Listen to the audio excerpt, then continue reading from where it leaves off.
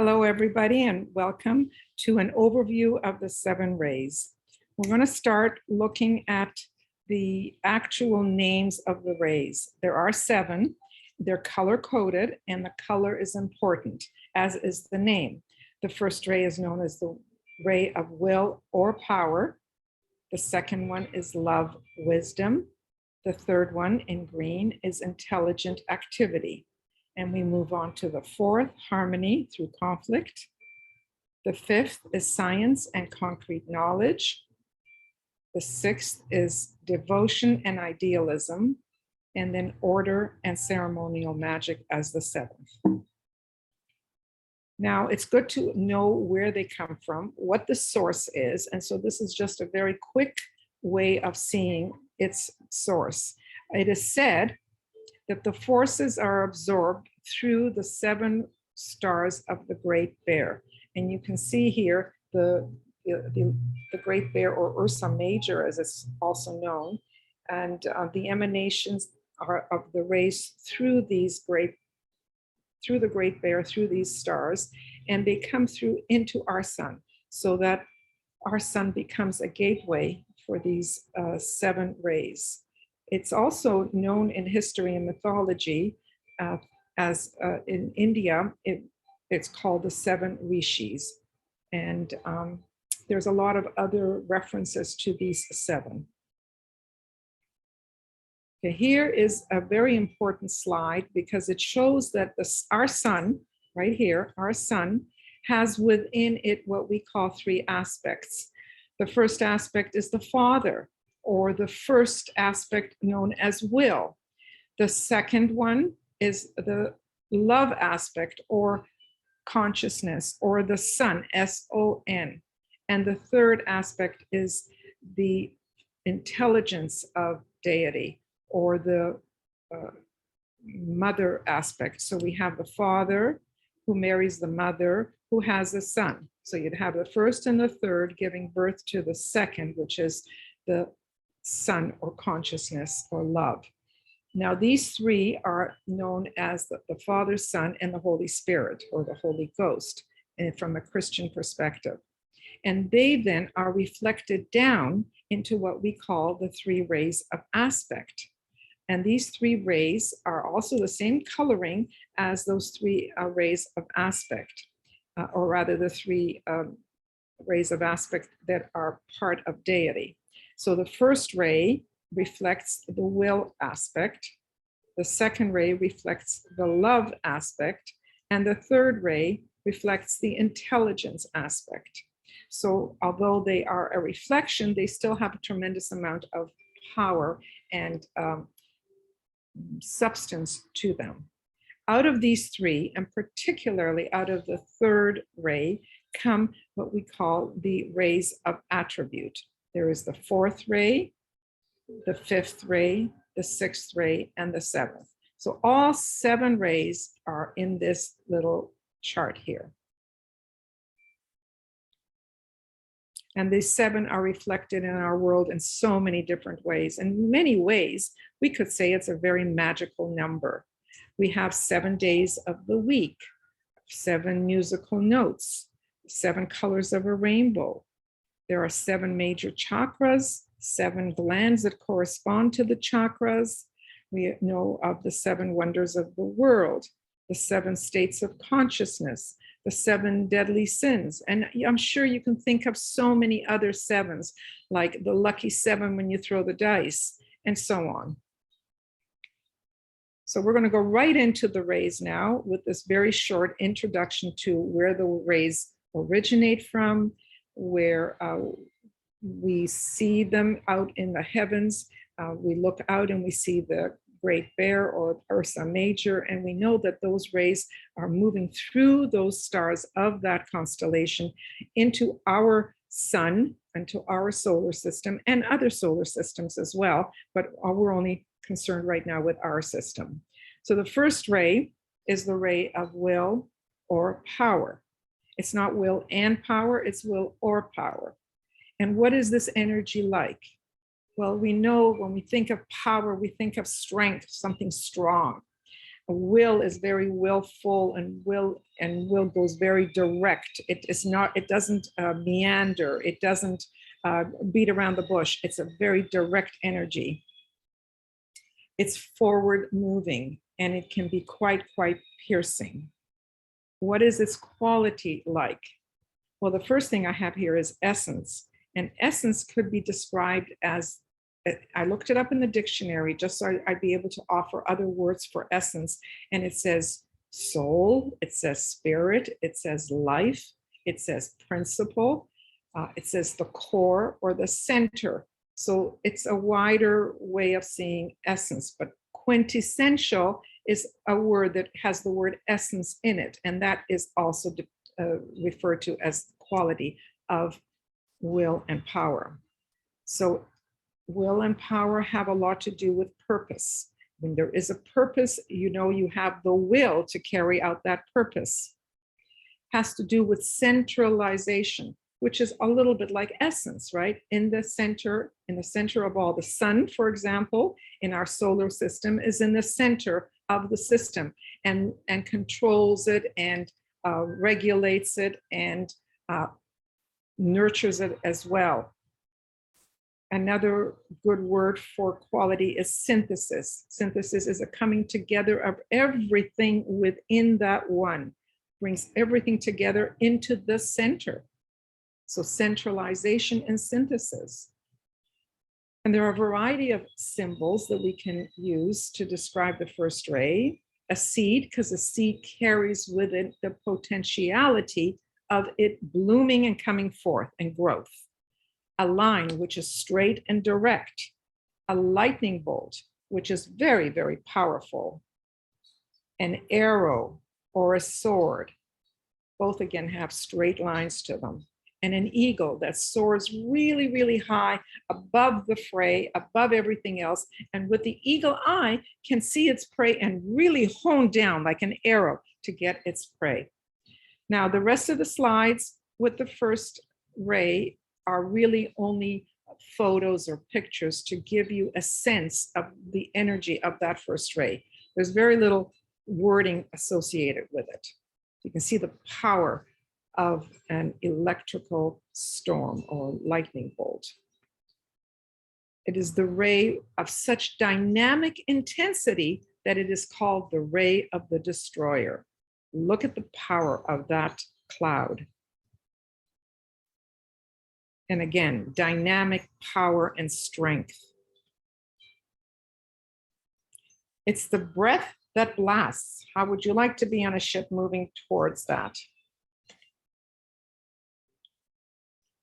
Force, power.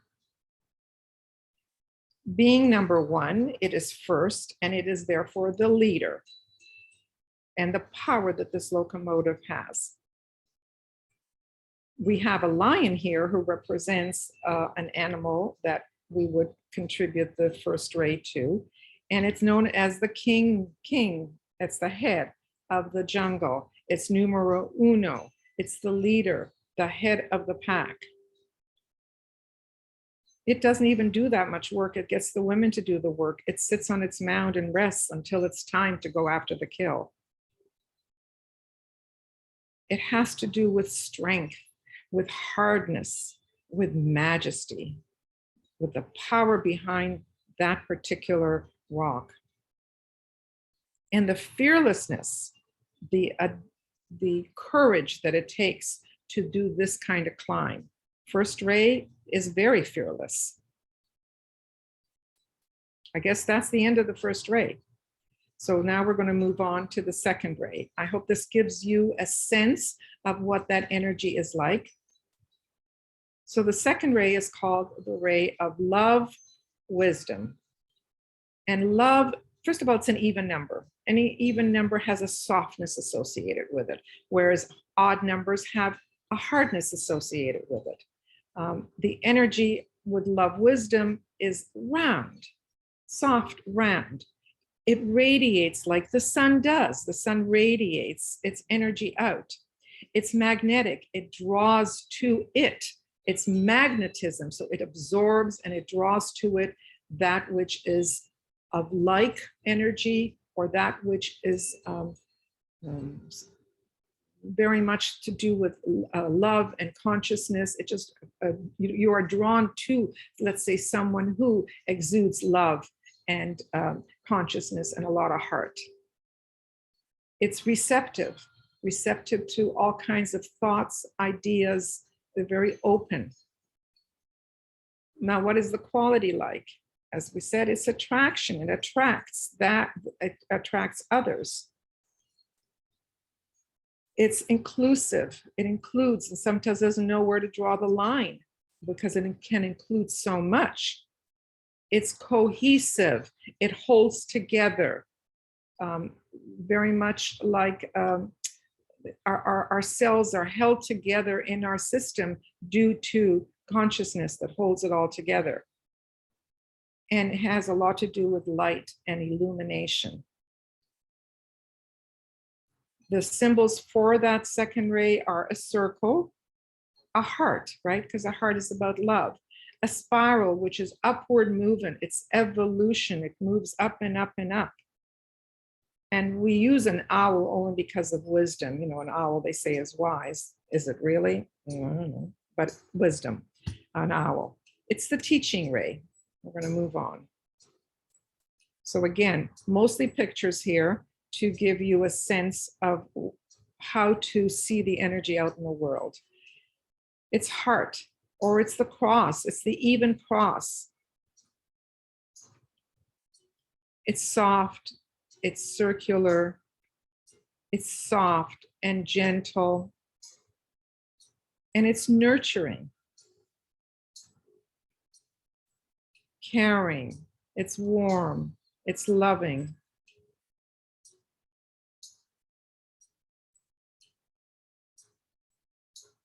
Now, the Buddha in contemplation, he is known as the wisdom side of the second ray, while the Christ is on the love side of the second ray.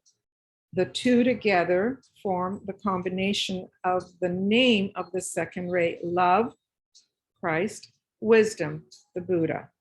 So it's love, wisdom. And as we said, it is the teaching ray. It's also the healing ray. And sometimes the second ray, because it absorbs so much and doesn't know where its boundaries sometimes are, it can lead to being a little fearful, a little timid, to worry, and to feel inadequate, not as good as what it would love to be. So that's why we have the idea of fearfulness. They're shy, very shy. So if a second ray personality tends to not want to be out there, not want to be in the limelight, where second ray souls are really about love, about teaching, about healing. And that's it for the second ray. We'll move on to the third ray. The third ray is called the ray of creative intelligence. As a matter of fact, I didn't put it on here, but there are 3 different names for the third ray. Three names. It's creative intelligence. It's the ray of creative adaptability. And it's the ray of, what did I leave out here? Multiplicity or activity. Activity right here, the ray of activity. So you have intelligence, you have activity, you have adaptability. And these are all different qualities of that third ray. Its energy is rotary motion. It goes round and round and round and round and round. And where she stops, nobody knows, right? It can be circuitous, going in different circuits and going around things. It certainly doesn't go in a straight line. It can weave and will adapt to any given situation. And we have all kinds of symbols for the third ray. Of course, anything that's triangle, tripod, anything, any prefix with a tri gives you the idea of 3, and therefore the third ray.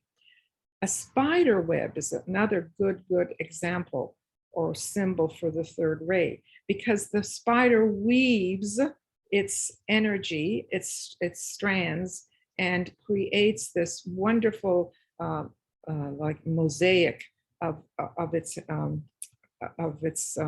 web that it creates. A bee busy as a bee. So the word busy is another third ray energy because it's activity. Very busy, always on the go, busy, either in thought or in action. And money is a beautiful symbol for the third ray. One, it's green, like the third ray energy is green. It is, it changes hands, so it's very, very busy, going from one to another. It is about commerce and trading. And so money is a perfect, perfect symbol for that third ray. Again, it does not go in a straight line. It meanders. It's nature itself is the third ray. It's the intelligence that's innate in substance itself, in nature itself. We don't have to tell the tree when to start losing its leaves. We don't have to tell a bud of a tree when to start blooming. It's got its own innate intelligence or instinct to know what it needs to do. Nature in itself is green in color. It's not a wonder. It's part of the third ray. And this, I wonder if you can figure out what this is. This is a huge, huge number of flamingos. It's the ray of many, the ray of multiplicity, the ray of motion, activity. This is intelligent activity. They instinctively know where to gather together. No one tells them to do that. Again, the ray of multiplicity. This is grass. There's not one strand of grass. It's all over, and it sacrifices itself so we can actually walk on it. Again, we have the spider weaving, creating its tangents. It's the potentiality that's found in substance itself, which then causes activity.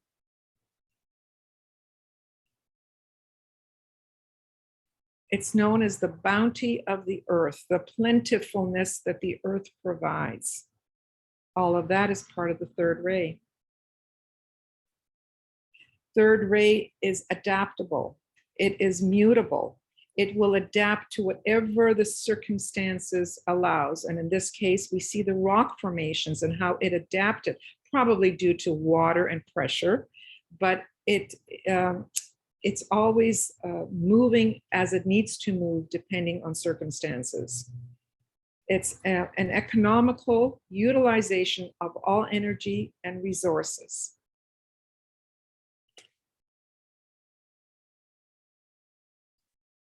It's the ray of commerce. It's the ray of buying and selling and trading. It's the ray of business. And this is another example of the manyness, the multitudinous within the third ray. It's obviously China, and China is a third ray country, and it's got the largest population in the world. There is muchness in China. Third ray is also ruled by the throat chakra, by Saturn, which conveys the third ray. And it has to do with communication, with how we communicate, how we translate thought or feeling into expressive forms. All our life on the planet communicates. That is the third ray.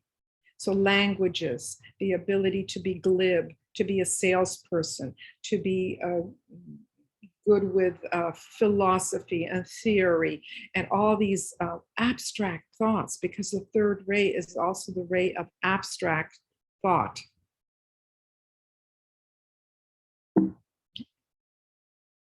So here we have another way of seeing business, commerce, and civilization. It is the ray of civilization. So that's the end of the third ray. We're going to move on to the fourth ray, which is part of the parcel of the rays of attributes. The first three rays are, as I said, a reflection of the three aspects of deity: the Father, the Son, and the Mother. So we move on to the fourth ray. It is known as harmony through conflict. So we see within these words a dichotomy, an opposition, harmony, and then there is conflict. So that gives you a very, very good clue as to the energy associated with that fourth ray. It wants to bring together, it wants to unify and bring together, however it is through conflict, to bring unity into something, to bring harmony into something. So it links. It's a linker. It links, as a bridge here links the two different sides. And it tends to oscillate like the pendulum of a clock. You know, it goes back and forth and back, bringing everything from one end to the other and back again. It is associative. If fourth ray is on the mind and we hear a thought, an idea, we tend to associate it with something else that we already know. So it's associative. The quality is that of equilibrium or harmony. And it wants to bring everything to at one men, to bring it together, to be at one. And peace is one way of doing it, right? Creating peace. Then there is no conflict. And one of the ways in which it depicts itself is through drama, through the human experience. And we know that humanity suffers. And through drama, we show that suffering. So that is the conflict that humanity lives and therefore is constantly seeking balance and at one-ment. Some of the symbols would be the bridge, right? Linking the two sides. A seesaw or a pendulum. Scales of justice.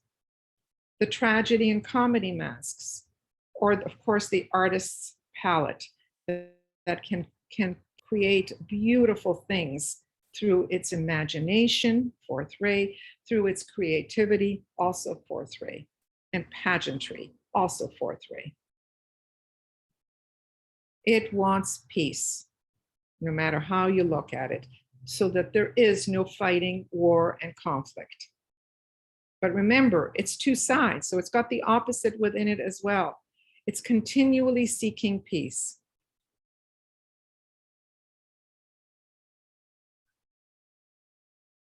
Or balance. And again, it wants to bring harmony, equilibrium, and balance to every situation. It links, it bridges, it brings together for at one ment.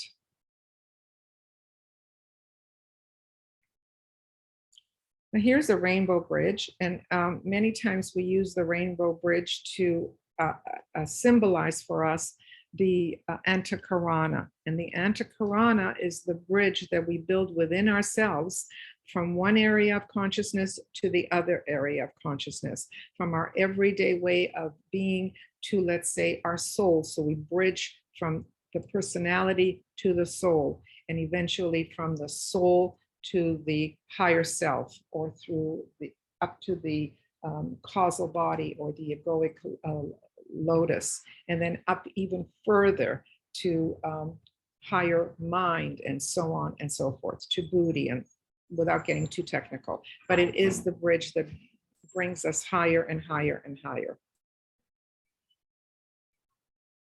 It is the ray of beauty, the ray of color, in all its shapes and in all its forms. It can be subtle and refined or bold. So if you think of countries that show that boldness, that would give you an idea of the ray that governs that country. And I'm thinking right away of India. India with all its saris and all its colors and its clothing. And it has the opposites within it. It has the very, very poor that are suffering, that are on the streets, and the very, very rich that live in palatial kinds of residences. Opposites, comedy, tragedy. Depicted for us in drama, depicted for us in movies that we go to, in plays, in literature, in poetry. Conflict and dissonance are part of the human condition. We work very hard at trying to bring peace and harmony to most situations. Otherwise, it can turn out like this. The fourth ray creates peace out of conflict through mediation. This was the peace treaty between Egypt and Israel. It governs the arts, all forms of the arts, whether it's art itself, whether it's music, whether it's theater, movies, any form of the arts is governed by the fourth ray. It entertains. Fourth ray entertains. Fourth ray expresses humor. Those that have a strong fourth ray in them, they love to tell stories. They love to be the hit of the party, either entertaining or telling a funny story, or dragging it out, making it very dramatic. The fourth ray, one of the names for it is the trumpet of the Lord.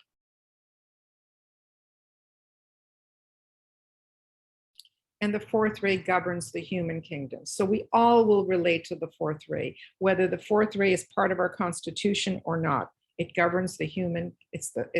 We are in the middle kingdom. There are as well 7 kingdoms. So you start with the mineral kingdom, move up to the next kingdom, which would be the animal kingdom.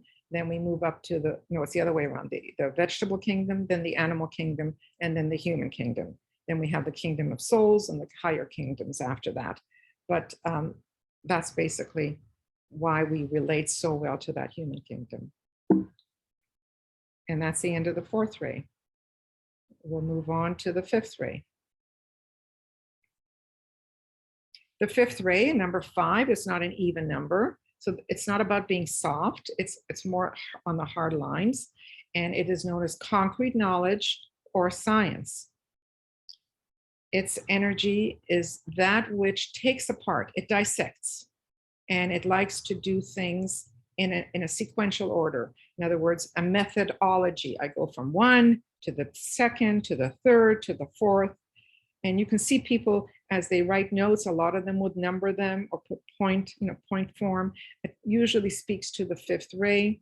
They like something linear and sequential, going in order.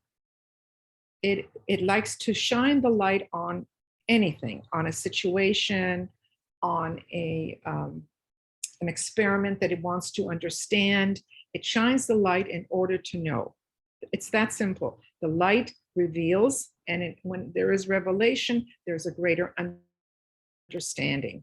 So it can probe, it can go very, very deep into research, deep in science, to want to understand and uncover the mysteries associated with not knowing.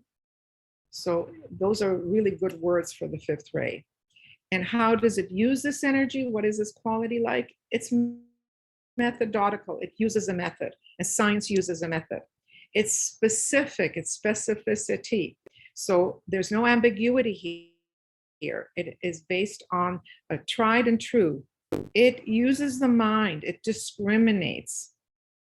And again, lucidity, because it shines the light on things. It has to be clear, it has to have light associated with it, and it is detached. In order to be a good scientist, you have to be an observer. And as an observer, you cannot have a stake in the results of any experiment. As soon as you do and you're emotionally connected, then the experiment will never work, because you can't be objective.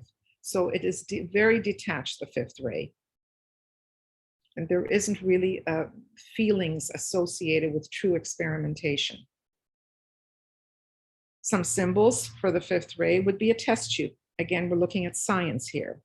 A computer, it has all the chips, all the little pieces, everything that come together to make it whole, to make it work. And it takes a fifth ray kind of mind or personality to put all of that together. Another good symbol is a light bulb, because the light bulb shines the light on a situation. In the dark, you are in the dark. You don't see. When the light shines on it, there's revelation. And a laser or a microscope is used to see the little small thing and to shine light on it. Lasers right now are used in all areas, and I'm thinking also of medicine. It's used in so many surgical procedures. So we're going to look at some photos here. The symbol is a brain. A brain is a good one because, again, everything is computed in the brain. A laser, a test tube, a ruler, a calculator, a protractor, a microscope, a computer, as we've said, the 5 senses. It's interesting that it is number 5, right? All our senses, that they feed our minds with what's out in the material world. A square, which is, even though it's 4-sided, it has to do with understanding what that represents. And of course, the light bulb. And fifth ray wants to know. That's what drives the fifth ray. Hence, they will experiment or invent things through their understanding, they will invent more and more apparatus or instruments to find out what it is that they don't know, what they want to know. So therefore they question everything. If you have ever been in a classroom where someone is constantly asking a question and another question and another question, it's because they want to understand, they want to know, but that's a dead giveaway that there must be fifth ray on the mind there. Sequencing, again, they go in order, in a sequence. They repeat to get the same results, and it's predictable. There's no ambiguity here. Everything is predictable. So research and investigation is very much a fifth ray kind of science.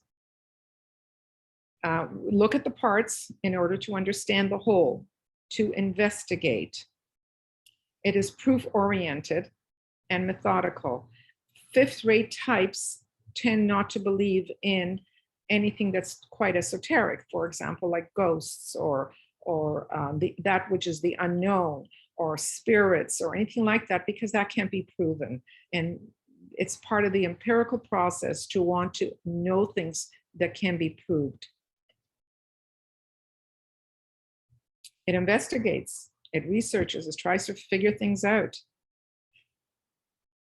And lists, it likes to make lists. Again, the sequence of things, the numbering, the methodology, to try to understand or to know. So if you know someone that wants to buy a car and they write down all the things that come with that car and compare it with another car, it gives them a basis. And this is part of the way a fifth ray mind works, as opposed to going in there and say, oh, I love this. I love the color and I like the way it feels.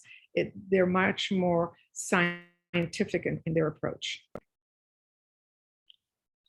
It's the ray of the mystery and the mysteries of life and uncovering those mysteries.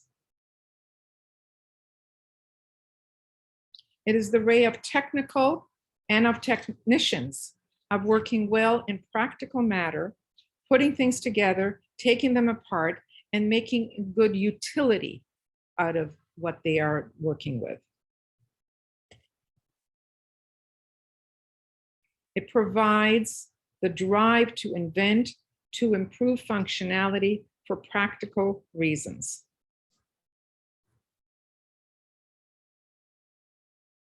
It is about instruments used with precision and accuracy. This leads to becoming a specialist, and the specialist is in any field, not necessarily medicine or dentistry, can be a specialist in any area. One has to do the research, one has to know the subject really, really well, all the details. I don't think I would like to have a first-rate type working on my body in medicine. I would like to have a fifth-rate type because that's what they're trained for. First-rate looks for the easiest method out, for most direct way, and will not understand the precision that is required that the fifth ray uses. Fifth ray delineates, it names, it categorizes.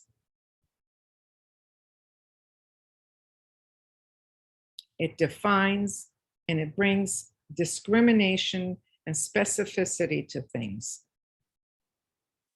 I know a lot of people then when they write, they start out with definitions for certain words. That's fifth ray. And we all use a little bit of each ray. And so the trick is to find out what ray really is dominant within us on the personality and then eventually on the soul. And the personality is made up of the physical form, the emotional form, and of course the mental form. And all of that together, integrated, creates the personality.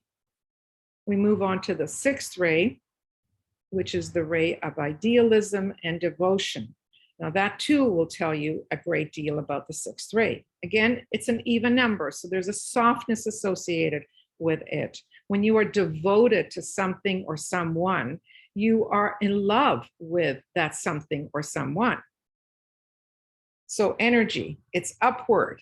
Anything that is an ideal or even a devotion of some kind holds someone high on a pedestal, right? So it's an upward kind of way of looking at things. It's uplifting. It can be very, very intense. When you are devoted to something, there's intensity associated with it and one-pointedness. And because of that devotion, it's unswerving. The quality is loyalty, humility, sacrifice, faith, and optimism. So you can see that the United States being symbolized for us with the Statue of Liberty here, and even that is held high, right? It's held high, like the sixth ray is. So the France kind of, with its third and fifth ray energy, understood that and gave this gift to the United States, and it characterized the American energy very, very well. We have praying hands because it has to do with faith. And a flag is also a good symbol. Why do we have a dog and a horse as a symbol for the sixth ray? Because they are devoted to their master. They look up to the master. A halo represents someone who is saintly, someone who is very pure. And rose and lilies are good symbols for that sixth ray. Again, this is the Christ in Brazil, held high on a very high peak.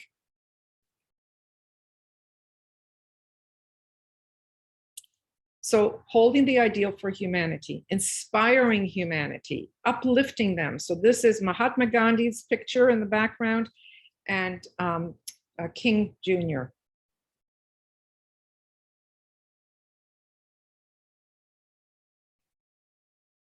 Faith in all forms.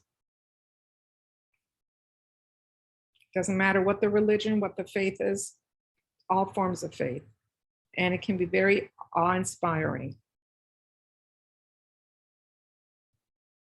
Loyalty, including patriotism.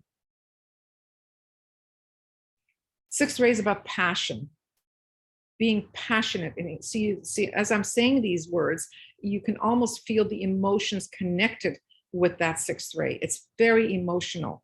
It believes in something. It's got its convictions, and it's very emotional.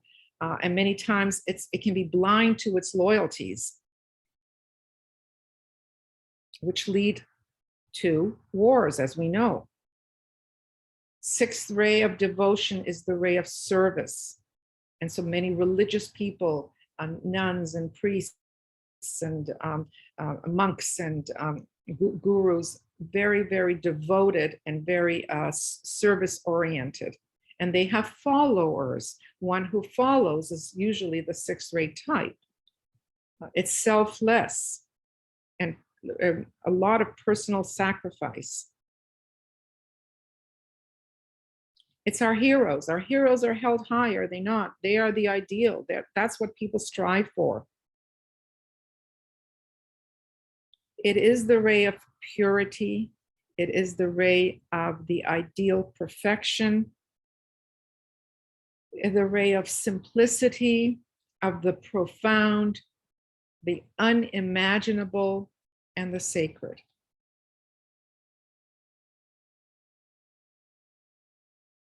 Which can lead to a life of austerity, a life of simplicity. As many in the church are supposed to lead that kind of life. It is the ray of the transcendent.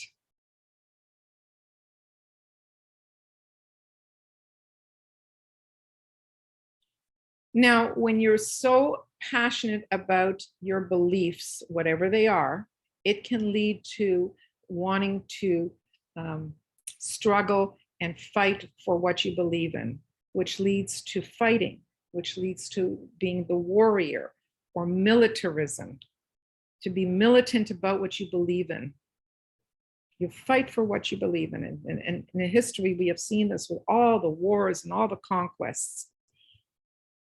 It can be so one-pointed that it can lead to narrowness and the inability to see a wider point of view. Sixth ray example is the horse with blinders on.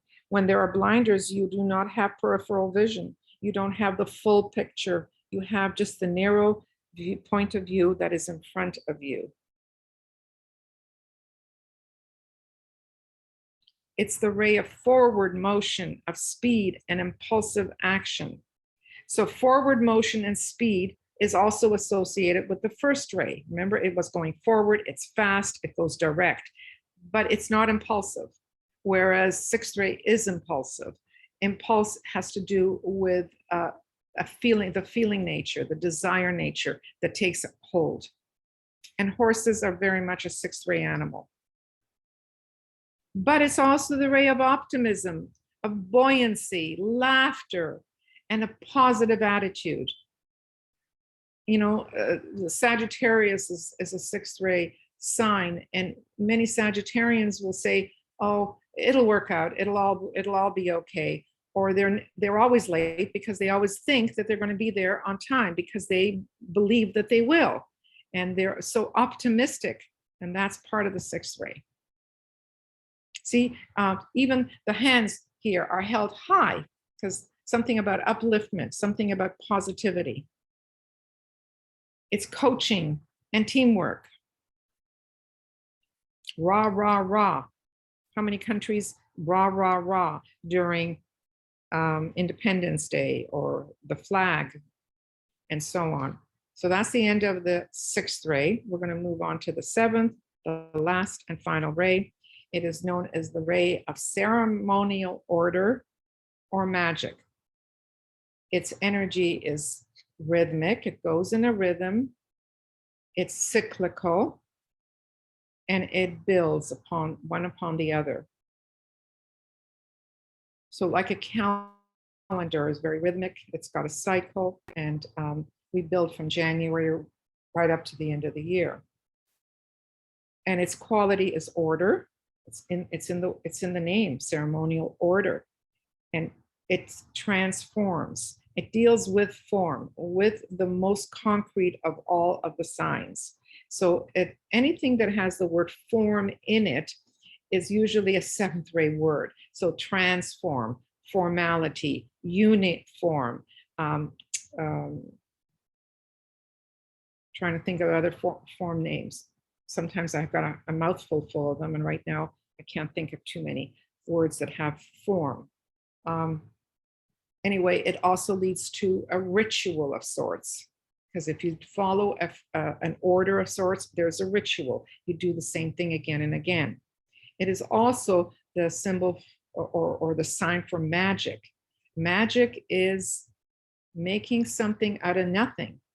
And what is making something out of nothing? It is having a thought and materializing, making that thought actually happen.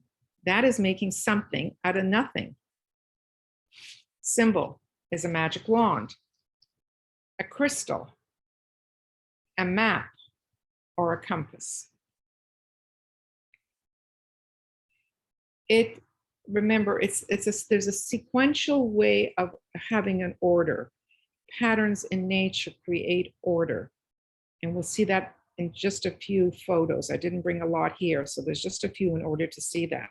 Again, the honeycomb is a beautiful example of how nature creates the uniformity or the pattern built into form. Design. So many seventh grade people find themselves involved in designing and decorating, in beautification, creating structures that will allow the divine to move through the structure in order to be seen. Seventh ray creates order. So it can go into a messy room and just create an order. It is the ray of creating structures, creating architecture, building the form to allow the divine to come through that form. Some forms are beautiful in their structures. Some forms are quite ugly. Works with puzzles, wanting to make them whole, to work with the little bits and pieces, very much like a fifth ray does, but it does it in a different way. It is efficient, orderly, systematic, and sequential, very much like the fifth ray, right? We use those words with the fifth ray, but the fifth ray wants to see the smallness, this particular, in order to understand the whole. The seventh just wants to bring order into life. Which leads again to formality, to ritual, to pomp and ceremony. And we all have our rituals, do we not? When we get up in the morning, what do? We brush our teeth, we wash up, we have breakfast or get dressed. We all go through our own rituals, some to a greater degree than others. It is about the perfection of the form. They want to make the form perfect. And you can see this in the sculpture. Now we have the same photo for the fourth ray, which governs the arts, but the seventh ray is about perfecting that art. It's about the grace and the poise that that particular art brings out. It is that which is delicate, that which is, it beautifies that particular art. Coordination, rhythm, timing.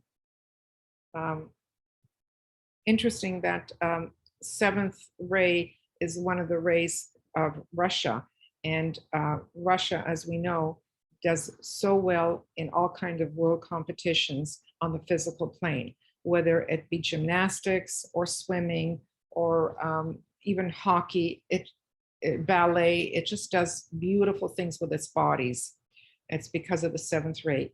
The seventh ray likes to be trained and can follow instructions and can translate it into the form. It is also the ray of the craftsman or the artisan.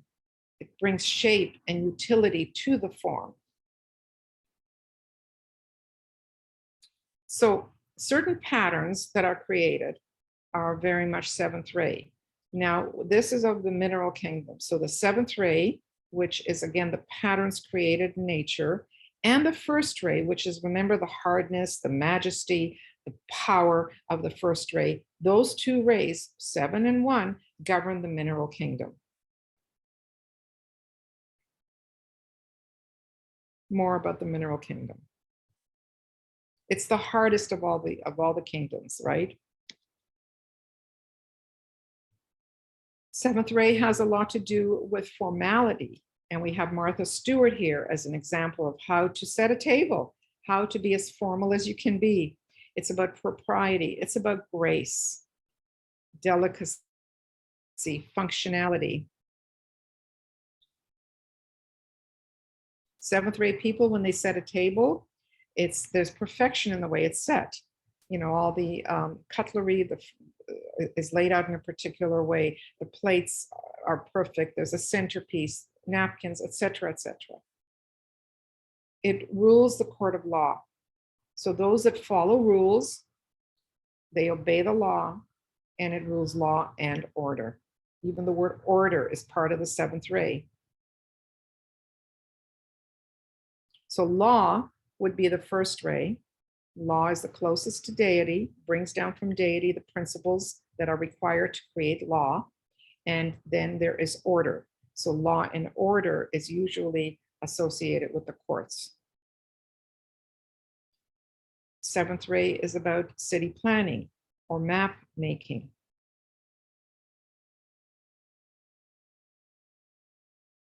Remember, nature is green. So we have all these green pictures here. But the ray of ecology is associated with the seventh ray, and that is maintaining the earth and keeping it healthy, keeping it looking beautiful, and recycling, which is a seventh ray as well as a third ray energy to recycle. It governs the etheric field, the electromagnetic energy. And there are cameras, as you can see, that will show the electromagnetic field around the body. It is said that even if a limb is amputated, with this particular camera, it would still show the full limb being there because the etheric is there previously or before the form is built upon the etheric. So the etheric is first and then the form is second. It governs the devas or the elementals or the angels. This is by Hodgson, the whole book, the Knowledge of God, something like that. These are depicted from his book. He could see them and therefore he drew them in this way. I don't know if there's anything else. No, I think that's it. So there you have an overview of the seven rays so that you can familiarize yourself with some of the energies, and hopefully when you come to the conference, you'll have a bit of a background. Thank you very much.